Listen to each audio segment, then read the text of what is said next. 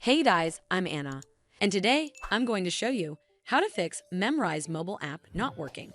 So first of all, you need to make sure you're running the latest version of the app.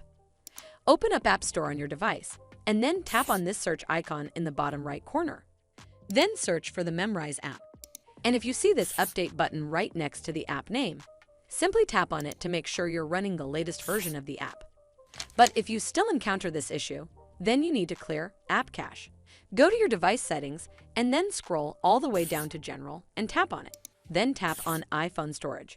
From here, search for the Memrise app and then tap on it. Once you're on this screen, you need to tap on Offload App. Tap again to confirm. It'll take a bit for processing, and then a Reinstall button will show up. Simply tap on it to reinstall the app. This should fix the issue, but if it doesn't, then you need to completely reinstall the app. Follow the on-screen instructions to navigate all the way to the app page. Once you're on this screen, tap on Delete App to uninstall the app from your device.